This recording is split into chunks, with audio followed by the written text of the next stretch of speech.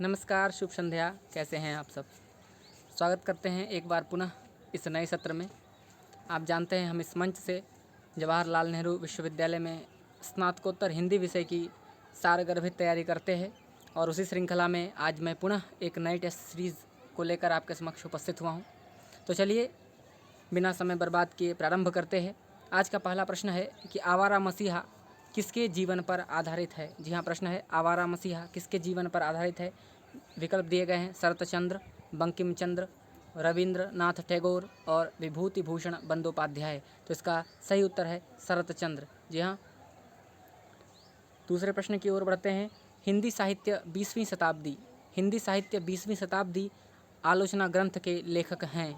विकल्प दिए गए हैं शांति प्रिय द्विवेदी, नंद दुलारे वाजपेयी, नेमी चंद्र जैन और शिवदान सिंह चौहान। तो हिंदी साहित्य 20वीं शताब्दी के ग्रंथ के रचनाकार हैं नंद दुलारे वाजपेयी।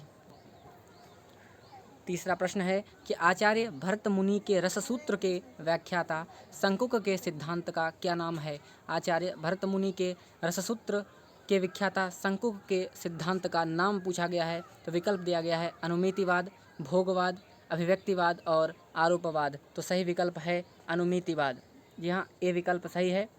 चलते हैं अगले प्रश्न की ओर। चौथा प्रश्न है कि निम्नलिखित में से हजारी प्रसाद द्विवेदी द्वारा रचित निबंध ग्रंथ नहीं है। जी हाँ, यहाँ पर विकल्प में हजारी प्रसाद द्विवेदी के निबंध ग्रंथ दिए गए हैं और आपको चयन करना है कि कौन सा निबंध ग्रंथ हजारी प्रसाद द्विवेदी का नहीं है। तो विकल्प की ओर बढ़ते हैं। ए कुटज, बी आलोक पर्व, सी अशोक के फूल और डी रसमीमांसा।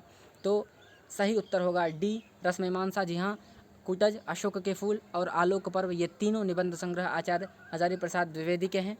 पांचवें प्रश्न की ओर बढ़ते हैं। तो एक तरफ एक सूची में काव्य भाषा दी गई है और दूसरी तरफ रचनाएं दी गई है और हमें उसको सुमेलित करना है।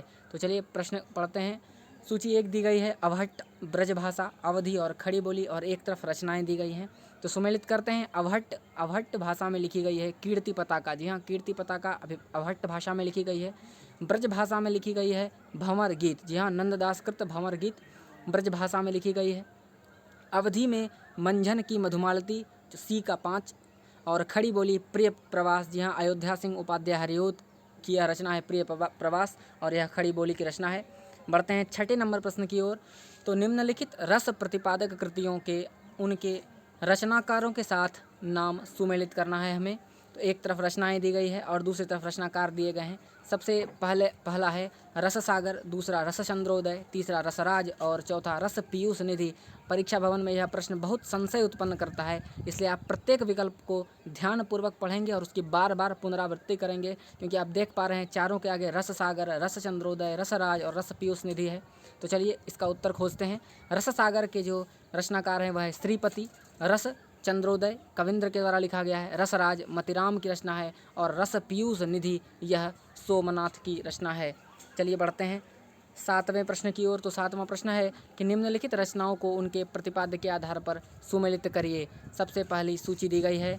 एक तरफ शिवराज भूषण, छत्र प्रकाश, विरह वारिश और काव्य निर्णय। तो चलिए सुमेलित करते हैं। शिवराज भूषण जो है भूषण की रचना है, छत्र प्रकाश लाल कवि की रचना है, विरह वारिश बोधा की रचना है और काव्य निर्णय भिखारी दास करता है। काव्य निर्णय आपके परीक्षा के दृष्टिकोण से महत्वपूर्ण है।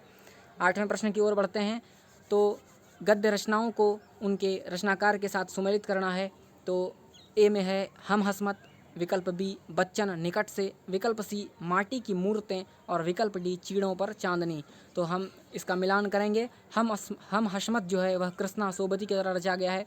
बच्चन निकट से अजित कुमार, माटी की मूर्तें राम वृक्ष बेणुपुरी, यह आपके परीक्षा के दृष्टिकोण से महत्वपूर्ण होगा और चीड़ों पर चांदनी निर्मल वर्मा। बढ़ते हैं अपने नवे प्रश्न की ओर। नवा प्रश्न है कि निम्नलिखित में से किस भाषा का विकास सौरसेनी अपभ्रंश से हुआ है? जी है ना, सौरसेनी अपभ्रंश। तो विकल्प पढ़ते हैं। ए गुजराती, बी पंजाबी, सी मराठी और डी सिंधी। तो इसका सही उत्तर होगा ए गुजराती। 10वां नंबर प्रश्न है कि निम्नलिखित में से किस को आग और राग का कवि कहा जाता है? आग और राग का कवि। हम विकल्प पढ़ेंगे दिनकर, निराला, पंत और प्रसाद। तो जी हाँ, इसका उत्तर होगा दिनकर। आग और राग के कवि कहे जाते हैं दिनकर। 11वां नंबर प्रश्न है कि प्रगतिवाद शीर्षक पुस्तक के लेखक कौन हैं? प्रगतिवाद शीर्षक पुस्तक के लेखक कौन है? विकल्प है रामविलास शर्मा, रांगेय राघव, शिव कुमार मिश्र और शिवदान सिंह चौहान। तो इसका सही उत्तर होगा शिवदान सिंह चौहान। 12वां नंबर प्रश्न आपके स्क्रीन पर है कि मीराबाई की उपासना किस प्रकार की थी। मीराबाई की उपासना के बारे में पूछा गया है कि किस प्रकार का भक्ति भाव इनका था, या दास्य भाव था, या साख्य भाव था, माधुर्य भाव है, या वात्सल्य भाव है। तो मीराबाई की जो उपासना है वह माधुर्य भाव की है। 13वां नंबर प्रश्न अत्यंत महत्वपूर्ण है कि आचार्य रामचंद्र शुक्ल के अनुसार कबीर ने अपनी साखियों में सधुक्कड़ी भाषा का प्रयोग किया। जी हाँ, आचार्य रामचंद्र शुक्ल ने कबीर की भाषा को कहा सधुक्कड़ी भाषा। तो यहाँ पूछा गया है कि सधुक्कड़ी से उनका क्या तात्पर्य है। तो विकल्प पढ़ते हैं। ब्रजभाषा निर्मित पूर्व बोली, ब्रजभाषा मिश्रित खड़ी बोली, ब्रज राजस्थानी पंजाबी मिली खड़ी बोली, या डी 5 भाषाओं के मिश्रण वाली भाषा। तो इसका सही विकल्प होगा विकल्प सी, राजस्थानी पंजाबी मिली खड़ी बोली।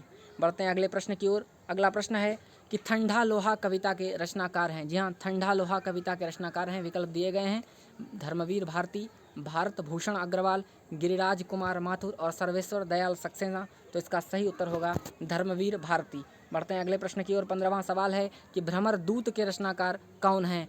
विकल्प दिए गए हैं सत्यनारायण कविरत्न, लाला भगवान दीन, जगन्नाथ दास रत्नाकर और राय देवी प्रसाद। तो इसका सही उत्तर है सत्यनारायण कविरत्न। 16वां प्रश्न आपके स्क्रीन पर है कि मणिकर्णिका, जी हाँ महत्वपूर्ण है यह, मणिकर्णिका दलित साहित्य है के लेखक कौन हैं। विकल्प दिए गए हैं ओम प्रकाश वाल्मीकि, डॉक्टर धर्मवीर भारती, तुलसीराम और सूरज पाल चौहान। तो इसका सही उत्तर होगा डॉक्टर तुलसीराम। 17वां सवाल आपके स्क्रीन पर है कि वक्रोक्ति सिद्धांत के प्रवर्तक आचार्य कौन हैं। विकल्प दिए गए हैं कुंतक, भामह, विश्वनाथ और आनंदवर्धन। तो इसका सही उत्तर होगा कुंतक। बढ़ते हैं अगले प्रश्न की ओर। 18वां प्रश्न है और इस प्रश्न का जवाब आपको देना है। जो नर दुख में दुख नहीं माने, सुख स्नेह अरु भय नहीं जाके, कंचन माटी जाने। यहाँ इस प्रश्न का उत्तर आपको कमेंट बॉक्स में अवश्य देना है। तो इसका विकल्प मैं पढ़ दे रहा हूँ, सूरदास, गुरु नानक, कबीर और रैदास। पढ़ते हैं अगले विकल्प की ओर। तो 19वां प्रश्न है कि निम्नलिखित संपादकों को उनकी पत्रिकाओं के साथ सुमेलित करना है। एक तरफ संपादकों की सूची दी गई है और दूसरी तरफ पत्रिकाएं दी गई है। तो चलिए विकल्पों की ओर गौर करें। तो विकल्प ए है भारतेंदु हरिश्चंद्र, विकल्प बी प्रेमचंद्र, विकल्प सी महावीर प्रसाद द्विवेदी और अज्ञेय। इनकी पत्रिकाओं का नाम आपको बताना है। तो भारतेंदु हरिश्चंद्र की पत्रिका है कवि वचन सुधा, प्रेमचंद की पत्रिका है हंस, महावीर प्रसाद द्विवेदी की पत्रिका है सरस्वती पत्रिका और अज्ञेय की पत्रिका है संगम। जी हाँ, अज्ञेय की पत्रिका है संगम। बढ़ते हैं अपने अंतिम प्रश्न की ओर। अंतिम प्रश्न है कि महापंडित राहुल सांकृत्यायन ने इनमें से किस कवि को हिंदी का पहला कवि माना है। जी हाँ, राहुल सांकृत्यायन के अनुसार हिंदी का पहला कवि कौन सा है, यह प्रश्न पूछा गया है। विकल्प को ध्यान से देखें, स्वयंभू, सरहपाद, पुष्पदंत और गोरखनाथ। तो इसका सही उत्तर होगा सरहपाद। जी हाँ, तो आज के सत्र में इतना ही। आप अवश्य टिप्पणी बॉक्स में किसी भी प्रकार के सुझाव अवश्य लिखें। मुझसे किसी प्रकार की त्रुटि भी हो जाए तो आप टिप्पणी बॉक्स में अवश्य बताएं, ताकि मैं इस त्रुटि को सुधार कर सकूं। और अपने अंक भी आप कमेंट बॉक्स में लिखेंगे। आज के लिए इतना ही। धन्यवाद। जय हिंद।